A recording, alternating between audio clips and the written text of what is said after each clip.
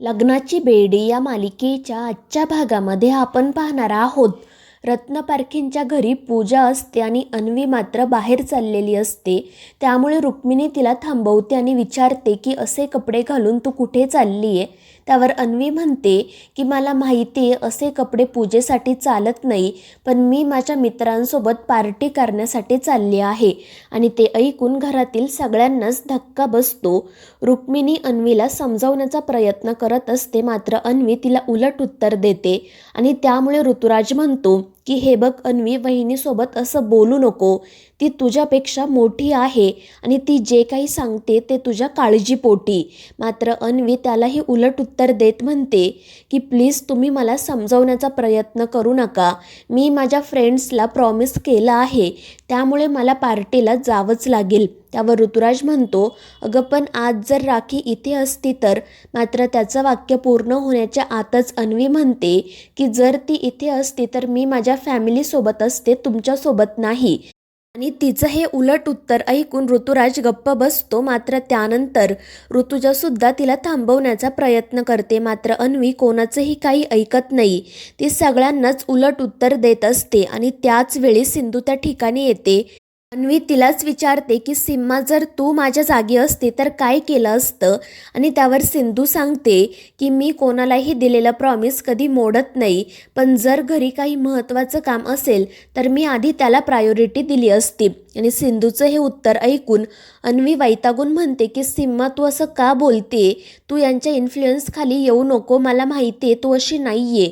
आणि त्यावर सिंधू तिला समजावण्याचा प्रयत्न करते की अन्वी, आज लक्ष्मीपूजन आहे, सण आहे, घरातील सर्वजण एकत्र आहेत, तू त्यांच्यासोबत टाईम स्पेंड कर. मात्र अन्वी काही ऐकतच नाही. ती उलट सिंधूला समजावण्याचा प्रयत्न करते. ती म्हणते की सिम्मा, तू माझी फॅमिली आहे, हे लोक नाही. एक वेळ मी तुझ्यासाठी इथे थांबू शकते, पण यांच्यासाठी नाही. आणि तिचं ते उत्तर ऐकून सगळ्यांनाच धक्का बसतो.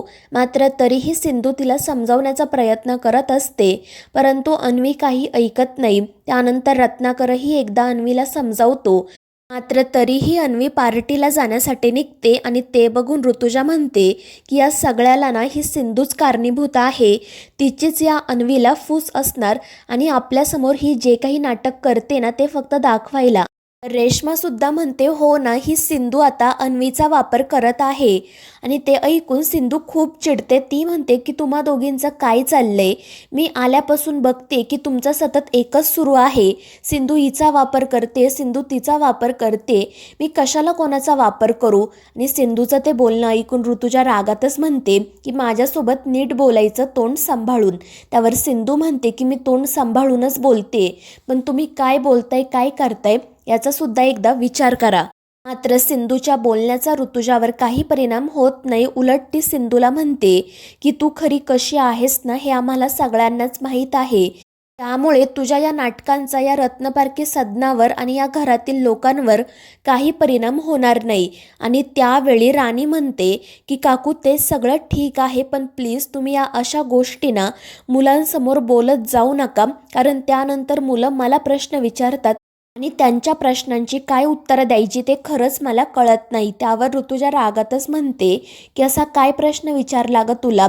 त्यावर राणी म्हणते की कालच विनू मला विचारत होता की तुम्ही डॉक्टर काकूंना आधीपासूनच ओळखता का. तर सिंधू म्हणते, मला सुद्धा अशाच प्रश्नांची उत्तरं द्यावी लागतात, त्यामुळे प्लीज मुलांसमोर तुम्ही असं काही बोलत जाऊ नका. आणि ते ऐकून ऋतुजा गप्प बसते. तर अन्वी लगेच पार्टीला जाण्यासाठी निघते. मात्र सिंधू पुन्हा एकदा तिला समजावते की आज लक्ष्मीपूजन आहे आणि मला खरंच असं वाटते की तू या पार्टीसाठी नाही जावं. आणि त्यामुळे अन्वीला काय करावं ते सुचत नाही. इकडे सिंधू नकार देत आहे, म्हणून रुक्मिणी मुद्दाम अन्वीला सांगते की तुला पार्टीला जायचं आहे ना, ठीक आहे जा, पण वेळेत घरी ये. आणि ते ऐकून सगळ्यांनाच धक्का बसतो. तर अन्वी खूपच खुश होते आणि लगेच पार्टीला जाते. त्याच वेळी राघव तिथे येतो. तो सगळ्यांना विचारतो की अन्वी कुठे आहे, कारण तिला इकडे येताना बघितलं होतं मी. आणि त्यावर रेश्मा सांगते ती दिवाळी पार्टीसाठी गेली आहे, काकूंनीच तिला परवानगी दिली. आणि ते ऐकून राघवला धक्का बसतो. मात्र तो काही बोलत नाही आणि त्यानंतर तो आणि राणी लक्ष्मीपूजन करतात. तर दुसरीकडे सिंधू आणि सावीसुद्धा त्यांच्या रूममध्ये लक्ष्मीपूजन करत असतात आणि त्यानंतर जेव्हा आरतीची वेळ होते तेव्हा राघव राणीला पटकन म्हणतो की सिंधू आरतीचं ताट दे. तर दुसरीकडे सिंधूसुद्धा मोठ्याने हो म्हणते आणि हा सगळा प्रकार बघून सगळ्यांनाच मोठा धक्का बसतो. राणी तर रागातच राघवकडे बघत असते. तर दुसरीकडे सावी सिंधूला विचारत असते की आई काय झालं, तू इतक्या मोठ्याने का ओरडली.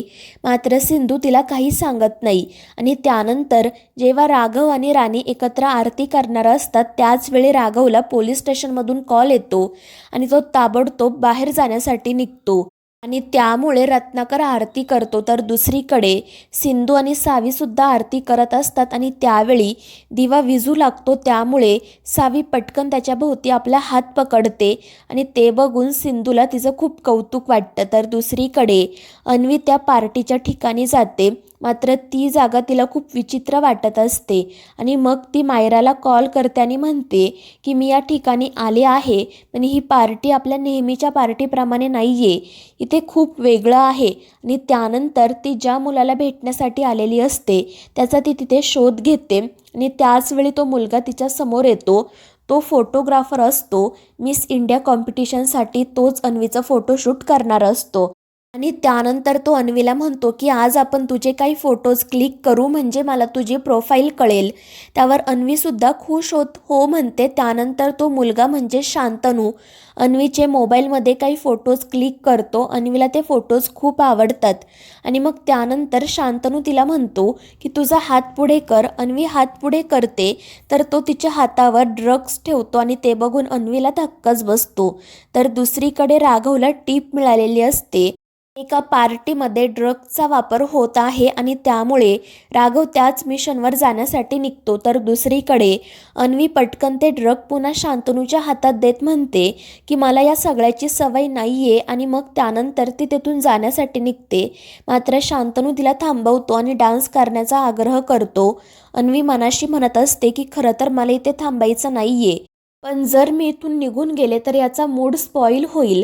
याने तर माझ्यासाठी फीजसुद्धा कमी केली आहे, त्यामुळे मला इथे थांबायलाच हवं आणि एका डान्सचा तर प्रश्न आहे ना.